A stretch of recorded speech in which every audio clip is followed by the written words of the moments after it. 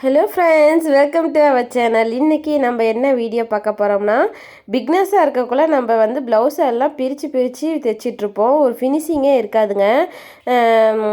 எப்படி எங்கே கட் பண்ணுறது, எங்கே ஸ்டிச் பண்ணுறதுன்னு எதுவுமே தெரியாத இருக்கிறதுனால நம்ம என்ன பண்ணுவோம்னா, பிரித்து அந்த ப்ளவுஸை ஸ்டிச் பண்ணிகிட்டு இருப்போம். அப்புறம் பார்த்திங்கன்னா ஒரு கட்டத்துக்கு மேலே அந்த ஃபினிஷிங்கே பார்த்திங்கன்னா சுத்தமாக நமக்கு வரவே வராது. அது பிக்னர்ஸ்லேருந்தே எப்படி பழக்கலாம், எப்படி நல்லா அந்த ஃபினிஷிங், இப்போ நம்ம டைலர் தொழிலில் பொறுத்த வரைக்கும் இந்த ஃபினிஷிங்கிற வார்த்தையை வந்து நிறைய இடத்துல பயன்படுத்துவோம். ஏன்னா நம்மளுக்கு வந்து அந்த ஃபினிஷிங் இருந்தால் தான் நம்ம தைக்கிற ஒரு ஒரு ப்ளவுஸோ இல்லை ஒரு சுடியோ எது ஸ்டிச் பண்ணாலும் தைக்கிற அந்த ஃபினிஷிங் சரியாக இல்லைன்னா நம்ம எவ்வளோ எஃபோர்ட் போட்டு தைச்சாலும் அது வந்து கரெக்டாக இருக்காது. பார்க்கறதுக்கு ஒரு நல்லா இல்லாத மாதிரி இருக்கும். எப்படி ஃபினிஷிங்காக தைக்கணுங்கிற மாதிரி சில டிப்ஸ் எல்லாம் உங்களுக்கு நான் சொல்கிறேங்க. பிரிக்காமல் எப்படி தைக்கிறதுன்னு ஒரு டிப்ஸ் உங்களுக்கு நான் சொல்லித்தரேன். இப்போ வாங்க வீடியோக்குள்ளே போகலாம். பார்த்தீங்கன்னா இப்போ நான் ஷார்ட்ஸ் போட்டிருக்கேன். அதில் வந்து எப்படி சுருக்கம் இல்லாமல் தையல் அடிக்கிறதுன்னு நம்ம போட்டிருக்கோம். லைனிங் ப்ளவுஸ் வந்து நம்ம அடிக்கக்குள்ளே என்ன பண்ணுவோம்னா, ஒரு பக்கம் அதாவது இந்த ஜார்ஜெட், பூனம், அப்புறம் இன்னும் இந்த கிரேப்பு இந்த மாதிரி சேரீயில் ஸ்டிச் பண்ணக்குள்ளே ப்ளவுஸ் ஸ்டிச் பண்ணக்குள்ளே என்ன ஆயிருன்னா, ஏதாவது ஒரு பக்கம் சுருக்கமாக இருக்கிற மாதிரி இருக்கும். அதெல்லாம் எப்படி இல்லாமல் தைக்கிறதுனா, லைனிங்கை விட அந்த மெயின் ஃபேப்ரிக் சேரீயில் ப்ளவுஸ் இருக்குது பார்த்தீங்களா, அதை வந்து ஒரு 1/4 இன்ச்சு எக்ஸ்ட்ரா பெருசாகவே கட் பண்ணிக்கோங்க. எல்லா சைடுமே எக்ஸ்ட்ரா 1/4 இன்ச்சு விட்டு கட் பண்ணிக்கோங்க. ஸ்டிச்சிங் பண்ணக்குள்ளேயும் பார்த்தீங்கன்னா லைனிங்கில் இருந்து 1/4 இன்ச்சு மேலே தள்ளி ஸ்டிச் பண்ணுங்கள். எதுக்கு 1/4 இன்ச்சு தள்ளி மேலே ஸ்டிச் பண்ணோன்னா, அப்போ தான் வந்து அந்த சுருக்கமாக ப்ளவுஸில் வருது பார்த்திங்களா, அதெல்லாம் வராமல் இருக்கும். அப்புறம் ப்ளவுஸு வந்து பார்த்திங்கன்னா லைனிங்கோ இல்லை மெயின் ஃபேப்ரிக்கு சேரீ ப்ளவுஸோ ஏதாவது வந்து சுருக்கமாக இருந்துச்சு, அதாவது நம்ம கட்டிங் போடுறதுக்கு முன்னாடி சுருக்கமாக இருந்துச்சுன்னா தயவு செஞ்சு வந்து அயன் பண்ணிக்கோங்க. அயன் பண்ணக்குள்ளேயும் பார்த்து கவனமாக அயன் பண்ணணும். சில விஷயங்கள்லாம் பார்த்திங்கன்னா நாம்பளாக வந்து ஒவ்வொன்றா இன்வால்வ் ஆகி நம்ம செய்ய தான் அந்த ஃபினிஷிங்கிறதே நம்மளுக்கு கிடைக்கும். அப்புறம் பார்த்திங்கன்னா பிரித்து தைக்கக்கூடாது. எப்படி பிரித்து தைக்கக்கூடாதுன்னா, இப்போ நம்ம ஒரு ப்ளவுஸ் இருக்குது, ஸ்டிச் பண்ணுறோம், பொறுமையாக ஸ்டார்டிங்கில் வந்து அந்த நிதானம், பொறுமை இதெல்லாம் ரொம்ப முக்கியம் பிக்னஸாக இருக்கக்குள்ளே. அதை தைக்கக்குள்ளே என்ன பண்ணோன்னா, பிரித்து தைக்கக்கூடாது. பிரித்து நம்ம தைச்சிட்டே இருந்தோம்னா அது வந்து செட் ஆகாது. அதுவே பார்த்திங்கன்னா ஃபினிஷிங்கே இல்லாமல் இருக்கும். சில சமயம் பிரித்து எடுக்கக்குள்ளே என்ன ஆயிருன்னா, அந்த துணியை வந்து கிழியறதுக்கும் வாய்ப்பு இருக்குது. ஏன்னா நம்ம பிரிக்கக்குள்ளே என்ன பண்ணுவோம், டக்குன்னு ஒரு டென்ஷன் ஆகி வேகமாக பிரிச்சிருவோம். அப்போ வந்து என்ன ஆயிருன்னா மெட்டீரியலே வந்து கிழிஞ்சு போயிடும். அதுக்கும் வாய்ப்பு இருக்குது. சுற்றியும் தையல் போட்டதுக்கப்புறம் பார்த்திங்கன்னா எக்ஸ்ட்ரா நம்ம அந்த 1/4 இன்ச்சு எக்ஸ்ட்ரா விட்டோம் பார்த்திங்களா அந்த மெயின் ஃபேப்ரிக்கில், அதையே வந்து எல்லாத்தையும் கட் பண்ணி எடுத்துருங்க. இந்த மாதிரி ஹாம்கோல்கிட்ட சைடில் இந்த எக்ஸ்ட்ரா இருக்க பீஸெல்லாம் கட் பண்ணி எடுத்துகிட்டு, அப்புறம் நம்மளுக்கு அங்கங்கே நூல் கட்டாகி அங்கங்கே தொங்கிட்டு இருக்கும் பார்த்திங்களா அந்த ப்ளவுஸில் ஸ்டிச் பண்ணக்குள்ளே, அந்த துணியெல்லாம் அந்த நூலெல்லாம் பார்த்திங்கன்னா நீங்கள் கட் பண்ணி விட்டுருங்க. எக்ஸ்ட்ரா இருக்கிறதெல்லாம் கட் பண்ணி விட்டிங்கனாவே அது ஒரு ஃபினிஷிங்காக இருக்கும்.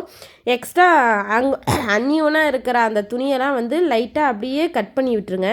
அப்புறம் வந்து ஃப்ரண்ட் பக்கம் போடக்குள்ள பார்த்தீங்கன்னா ஆப்போசிட் போட்டு கற்றுக்கோங்க. எப்படி நான் ஆப்போசிட்டுங்கன்னா, ஒன்று வந்து கொக்கி பட்டி வர ஃப்ரண்ட்டு, இன்னொன்று பார்த்தீங்கன்னா வி பட்டி வர ஃப்ரண்ட்டு அப்படின்னு ஞாபகம் வச்சுக்கோங்க. ஒன்று லெஃப்ட் சைடு, ஒன்று ரைட் சைடு. அந்த மாதிரி நீங்கள் போடக்குள்ளேயே லைனிங்கில் வச்சு அட்டாச் பண்ணக்குள்ளேயே பார்த்தீங்கன்னா மெயின் ஃபேப்ரிக்கை ஒரு சைடு போட்டுருங்க, கொக்கி பட்டி சைடு ஒன்று போட்டுட்டு இன்னொன்று வி பட்டி சைடு ஒன்று போட்டிங்கனாவே அது ஆப்போசிட்டாக வந்துடும். இந்த மாதிரி நம்ம போட்டு தைக்கக்குள்ளே பார்த்தீங்கன்னா அந்த பிரித்து தைக்கிறது, அதாவது ரெண்டு பிக்னஸ் சர்க்கிள் என்ன பண்ணோம்னா 2 ஃப்ரண்ட்டு பாகமும் ஒரே பாகத்துக்கு வர மாதிரி நம்ம தைச்சிருவோம். அப்புறம் அதையெல்லாம் பிரித்து தைக்கிற மாதிரி இருக்கும். அதனால் இதெல்லாம் வந்து கொஞ்சம் கவனமாக பாருங்கள். இப்போ எக்ஸ்ட்ரா நம்ம த்ரெட்டு விட்டு கட் பண்ணுறோம் பார்த்தீங்களா, இந்த ஸ்டிச் பண்ணிகிட்டு இருக்கக்குள்ள அந்த எக்ஸ்ட்ரா இருக்கிற த்ரெட்டை கட் பண்ணிட்டாவே பார்த்தீங்கன்னா அது வந்து ஒரு நல்ல ஃபினிஷிங்காக இருக்கும். எக்ஸ்ட்ரா இருக்க துணி, அதுக்கப்புறம் ஒரு மெட்டீரியல் எடுத்து தைக்கிறோன்னாவே அதை வந்து ஃபஸ்ட்டாக வந்து நம்ம இது பண்ணிக்கணும், ஆப்போசிட் வந்து போட்டுக்கணும். இப்போ இதே மாதிரி தான் நம்ம பட்டிக்குமே ஆப்போசிட் போட்டு நம்ம பண்ணக்குள்ள பார்த்தீங்கன்னா அது வந்து கரெக்டாக இருக்கும். நம்ம பிரித்து நம்ம வந்து பண்ணணுங்கிறதுலாம் இல்லை.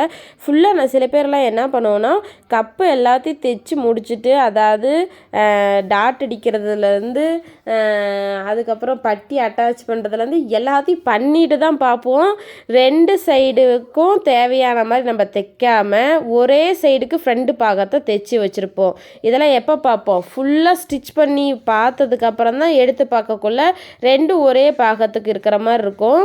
இதெல்லாம் பிக்னஸாக இருக்கக்குள்ள நம்ம பண்ணுற தப்பு. இதையும் கொஞ்சம் கவனக்குறைவு இல்லாமல் நல்லா பார்த்து ஸ்டிச் பண்ணுங்கள். அதே மாதிரி நீங்கள் டாட் பிடிக்கக்குள்ளேயும் பார்த்தீங்கன்னா ஃப்ரண்ட் பக்கம் எந்த சைஸு, அதாவது இப்போ நீங்கள் கொக்கிப்பட்டி பக்கம் நீங்கள் டாட் பிடிக்கிறீங்கன்னு வச்சுக்கிங்களேன், அதே மாதிரி டாட்டோட அளவு தான் இன்னொரு சைடு இருக்கிற டாட்டும் மெயின் டாட்டும் அந்த கொக்கிப்பட்டி சைடு இருக்கிற டாட்டு ஹாம்கோல் டாட்டெலாம் ஒரே ஈவனாக இருக்கணும். 2 கப்பு சைடு இருக்கிற டாட்டும் பார்த்தீங்கன்னா ஒரே மாதிரி ஈவனாக இருக்கணும். நம்ம ஸ்டிச் பண்ணதுக்கப்புறம் இருக்கணும். அந்த மாதிரி பார்த்து அளவு எடுத்து ஸ்டிச் பண்ணுங்கள். முடிஞ்ச அளவுக்கு பார்த்தீங்கன்னா கவனக்குறைவு இதில் ஸ்டார்டிங்கில் இருக்கும். போக போக நமக்கே புரிஞ்சிடும், அடடா நம்ம இந்த தப்பெல்லாம் செய்கிறோம், அதனால் இன்னொரு தடவை இந்த தப்பெல்லாம் செய்யக்கூடாதுன்னு நமக்கே புரிஞ்சிடும். நம்ம பார்த்து பண்ணுறதுல தான் இருக்குது இல்லைங்களா. அப்புறம் நீங்கள் கப்பு தைச்சதுக்கப்புறம் ஃப்ரண்ட் பாகத்தை இப்படி மிஷின் மேலே போட்டு பாருங்கள். 2யுமே எடுத்து இப்படி போட்டு பார்த்தீங்கன்னா இந்த கிராஸ், நம்ம டாட் பிடிச்சிருக்க இந்த கிராஸ் பார்த்தீங்கன்னா எப்படி இருக்குன்னு பாருங்கள். அது ஒன்று போல் ஈவனாக இருக்கும். நமக்கு அதையே பார்க்கக்குள்ளேயே நமக்கு தெரிஞ்சிடும் நம்ம கரெக்டாக தான் ஸ்டிச் பண்ணியிருக்கோம் அப்படின்னுட்டு. அதே மாதிரி பட்டி நம்ம வைக்கக்குள்ளே பார்த்தீங்கன்னா பட்டி வைக்கக்குள்ளேயே நம்ம எப்படி ஃப்ரண்ட் பாகத்துக்கு ஆப்போசிட் போட்டோமோ அதே மாதிரி தான் இந்த பட்டிக்கு ஆப்போசிட் நம்ம போட்டுக்கணும். ஒரு துணியை எடுக்கக்குள்ளேயே அதை நம்ம இப்படி தான் தைக்க போகிறோம், அது இப்படி தான் வரப்போகுதுன்னு நம்ம முடிவு பண்ணிக்கிட்டு ஒவ்வொன்றையும் நம்ம மைண்டில் வச்சுக்கிட்டு தைக்கக்குள்ளே பார்த்திங்கன்னா எந்த மிஸ்டேக்கும் வராது. ஸ்டார்டிங்கில் அந்த ஃபினிஷிங் இல்லாத போகிறதுக்கு பிரித்து தைக்கிறது தான் மெயின். என்னைய கேட்டால் அதுக்கு இந்த மாதிரி மிஸ்டேக்கெலாம் நம்ம பண்ணுறதுனால தான் நமக்கு ஃபினிஷிங்கே இல்லாத போயிடுது. இதெல்லாம் பார்த்துக்கோங்க. பட்டியுமே ஆப்போசிட் போட்டு தைக்க பழகிக்கோங்க. எந்த ஒரு மிஸ்டேக்கும் வரக்கூடாது. இன்றைக்கி நம்ம ஒரு ப்ளவுஸ் தைக்கிறோம்னா அந்த ப்ளவுஸில் நம்ம என்னென்ன தப்பு நேற்று தைச்ச ப்ளவுஸில் என்னென்ன தப்பு நம்ம பண்ணமோ அந்த ப்ளவுஸில் பண்ண தப்பை இந்த ப்ளவுஸில் நம்ம கொண்டு வரக்கூடாதுன்னு சொல்லி மைண்டில் வச்சுக்கோங்க. தினம் ஒவ்வொரு ப்ளவுஸை ஸ்டிச் பண்ணுங்கள். ஃபஸ்ட்டு ஸ்டார்டிங்கில் சாதா ப்ளவுஸை வாங்கி, அதாவது இந்த டிப்டாப்புங்கிற கம்பெனிலாம் பார்த்திங்கன்னா நிறைய ப்ளவுஸ்லாம் வந்திருக்கும். இந்த சாதா ப்ளவுஸ்னால் அதுக்குன்னு இருக்குது. அதையெல்லாம் அது பார்த்திங்கன்னா 40 ரூபா 30 ரூபா அந்த மாதிரி தான் இருக்கும். அதில் ஒரு 80 பாயிண்ட் இருக்கும். அதில் 1 மீட்டர் கிடைக்காது. 80 பாயிண்ட் அவங்களே கட் பண்ணி தான் வச்சுருப்பாங்க. அந்த மாதிரி ப்ளவுஸெல்லாம் வாங்கிட்டு ப்ளவுஸ் பிட்டு வாங்கிட்டு நிறைய ஸ்டிச் பண்ணுங்கள் நீங்கள். அப்புறமேட்டுக்கு கொஞ்சமாக அப்படியே கொஞ்சம் லைனிங்க்கு, அதுக்கப்புறம் இந்த மாதிரி அப்படியே உங்களை மாற்றிட்டே இருங்க. டெய்லி ஒரு ப்ளவுஸ் ஸ்டிச் பண்ணிகிட்டே இருந்தீங்கன்னா வச்சுக்கோங்களேன், கண்டிப்பாக பார்த்தீங்கன்னா 1 மாதத்தில் ஃபுல்லாக உங்களுக்கு அந்த பர்ஃபெக்டாக க்ளீனாக நம்ம இப்படி தான் தைக்கணும் அப்படிங்கிற ஒரு தாட் உங்களுக்கு வந்துடும். அதனால் எக்காரணத்தை கொண்டு பார்த்திங்கன்னா நீங்கள் மிஸ்டேக்காக பண்ண மாட்டீங்க. 1 மாதத்துலேயே பார்த்திங்கன்னா நீங்கள் ஃபினிஷிங்காக வந்துடலாம். ஃபுல்லாக உங்கள் ப்ளவுஸ் ஃபுல்லாகவே ஃபினிஷிங் வந்துடும். ஆனால் டெய்லி ஒரு ப்ளவுஸ் ஸ்டிச் பண்ணணும். டெய்லி ஸ்டிச் பண்ணி பார்க்கணும். எந்த அளவுக்கு ப்ராக்டிஸ் எடுக்கிறீங்களோ அந்த அளவுக்கு தான் பார்த்திங்கன்னா இந்த ஃபினிஷிங்கிறது உங்களுக்கு ஒர்க் அவுட் ஆகும். பிரித்து தைக்கவே கூடாதுங்கிறத மைண்டில் கொண்டு வந்துடுங்க. அந்த பிரித்து தைக்கிறதுனால தான் ஃபினிஷிங்கே இல்லாத போகுது. இதுதான் ஃபஸ்ட்டு ரீசன் பார்த்திங்கன்னா. அப்புறம் நம்ம போடுற கட்டிங், நம்ம சரியாக கட்டிங் பண்ணலனாலும் அந்த ஃபினிஷிங் வராது. இதுவும் மைண்டில் வச்சுக்கோங்க. நான் 1 மாதம்னு சொல்கிறேன். என்னடா 1 மாதம் ஆயிருமா நம்மளுக்கு ஃபினிஷிங் வர்றதுக்கு அப்படின்னு நினைக்காதீங்க. சில பேர்த்துக்கு சீக்கிரமாக வரும், சில பேர்த்துக்கு 1 மாதம் ஆகும். அதிகபட்சம் நான் 1 மாதம் சொல்கிறேன் ஃபினிஷிங்க்கு. எதுக்கு நான் 1 மாதம் சொல்கிறேன்னு பார்த்தீங்கன்னா, நமக்கு நாம்ளே ஸ்டிச் பண்ணக்குள்ளே நம்ம எப்படி வேணாலும் போட்டுக்கலாம் இல்லைங்களா. ஆனால் இதையை ஒரு கஸ்டமருக்கு நம்ம ஸ்டிச் பண்ணக்குள்ளே நம்ம எப்படி வேணாலும் ஸ்டிச் பண்ணி தர முடியாது. காரணம் என்னன்னு பார்த்தீங்கன்னா, அவங்களுக்கு இந்த மாதிரி நம்ம ஸ்டிச் பண்ணி கொடுக்குறது செட் ஆகாது. நாம் பாட்டுக்கு ஃபினிஷிங் இல்லாமல் ஸ்டிச் பண்ணி கொடுத்தா அவங்க ஏற்றுப்பாங்களா, ஏற்றுக்க மாட்டாங்க இல்லைங்களா. என்னங்க இது இப்படி இருக்க ப்ளவுஸ் இருக்குது அப்படின்னா அந்த ஸ்டார்டிங்லேயே நம்ம ஒரு பிளாக் மார்க் மாதிரி நம்ம வாங்கிட்டோம்னா ஃபுல்லாகவே அந்த தாட்டே தான் அவங்களுக்கு இருக்கும். இவங்க ஆமாம் அன்றைக்கே ஒரு ப்ளவுஸ் கொடுத்தேன், என்னத்தை இவங்க ஸ்டிச் பண்ணி கொடுத்தாங்க, நல்லாவே ஸ்டிச் பண்ணி கொடுக்கல அப்படின்னு சொல்லிட்டு அந்த தாட்டு தான் அவங்களுக்கு மைண்டுக்குள்ளே இருக்கும். நம்மக்கிட்ட திரும்ப கொடுக்க அவங்களுக்கு செட் ஆகாது. அதனால் இந்த தொழில் தொடங்குறதுக்கு முன்னாடி முன்னாடியே பார்த்தீங்கன்னா இதெல்லாம் தெரிஞ்சு வச்சுக்கிட்டு தான் தொழிலை தொடங்கணும். எடுத்த உடனே நம்ம வந்து ஒரு பிளாக் மார்க் வாங்கிட்டோம்னா அதை கஸ்டமர்கிட்ட வந்து இவங்ககிட்ட கொடுத்தா நல்லாவே தைச்சி தர மாட்டாங்க அப்படிங்கிற ஒரு இதை வாங்கிட்டோம்னா நமக்கு ஃபுல்லாகவே அதே இதுதான். ஏன்னா இப்போ ஒருத்தவங்க வந்து நம்மளை அப்படி சொல்லிட்டாங்கன்னா அவங்க போய் இன்னொருத்தவங்க கிட்ட நான் அந்த டைலர்கிட்ட கொடுத்தேன், அவங்க வந்து சரியாகவே நம்மளுக்கு ஸ்டிச் பண்ணி கொடுக்கலங்க, இவ்வளோ புடவை விலை உயர்ந்தது வாங்கி கொடுத்து கூட பாருங்கள் இப்படி பண்ணிட்டாங்கன்னு சொல்லக்கலாம். அதெல்லாம் நமக்கு வந்து ஒரு பிளாக் மார்க்கு.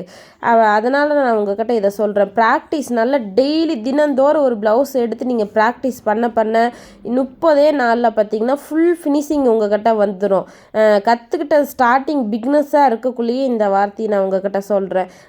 ஒரு 6 மாதம் கழித்து 7 மாதம் கழிச்சுலாம் சொல்லலை, கற்றுக்கக்குள்ளேயே ஸ்டெப் பை ஸ்டெப்பாக ஃபுல்லாக கற்றுக்கிட்டு வீட்டில் உட்காந்து நீங்கள் கிளாஸ்லாம் முடிச்சதுக்கப்புறம் தைக்க ஆரம்பிப்பீங்க பார்த்தீங்களா, அப்போ 1 மாதம் ஃபுல்லாக நீங்கள் ப்ராக்டிஸ்க்காக ஃபுல்லாக எடுத்துக்கோங்க. ஒன்றும் தப்பு இல்லை. 1 மாதங்கிறது 2 மாதம் ஃபுல்லாக ப்ராக்டிஸ்க்கு எடுத்துகிட்டு அதுக்கப்புறமேட்டுக்கு நல்லா பர்ஃபெக்டாக அந்த ஃபினிஷிங் வந்துருச்சுனாவே கஸ்டமருக்கு ஃபஸ்ட்டு அந்த ப்ளவுஸை போட்டு பார்க்கறதுக்கு முன்னாடி ப்ளவுஸை பார்க்கக்குள்ளே நம்மளோட தையலையும் நம்ம கட் பண்ணியிருக்க விதத்தையும் பார்க்கக்குள்ளேயே அவங்களுக்கு வந்து பிடிச்சி போயிடும். நம்ம ஓவர்லாக் பண்ணலனாலும், ஏன்னா வீட்டிலேருந்து தைக்கிறவங்களுக்கு நிறைய பேத்துக்கு ஓவர்லாக் மிஷின்லாம் இருக்காது. இதெல்லாம் நம்மளோட தையல் தான் நம்ம வந்து அங்கே பேசணும். நம்மளை வந்து கேட்டக்கூடாது டக்குன்னு இது என்ன இப்படி இருக்குன்னு வந்து கேட்டாவே அது சங்கட்டமாயிரும். அப்படி சப்போஸ் கேட்டாங்கன்னா கூட அது மைண்டுக்குள்ளே போய் ரொம்ப கொண்டு போய் இது பண்ணாதீங்க. ஆரம்பத்தில் அது அப்படி தான் இருக்கும். முடிஞ்ச அளவுக்கு நம்ம சைடுலேருந்து வரக்கூடாது, தப்பு எதுவும் வரக்கூடாதுங்கிறது தான் என்னோட அபிப்பிராயம். அதே மாதிரி ஸ்லீவ் அட்டாச் பண்ணதுக்கப்புறம் அட்டாச் பண்ணுறதுக்கு முன்னாடியே பார்த்திங்கன்னா சைடு ஜாயிண்ட்லாம் வந்து பேக்கும் ஃப்ரண்ட்டும் பார்த்திங்கன்னா கரெக்டாக இருக்கா, ரெண்டும் ஒன்று போல் தான் இருக்கா அப்படின்னு சொல்லிட்டு 2 சைடுமே வந்து பார்த்துக்கோங்க. ஸ்லீவ் அட்டாச் பண்ணதுக்கப்புறம் பார்த்தீங்கன்னா அது ஒரு பிரயோஜனம் இல்லை.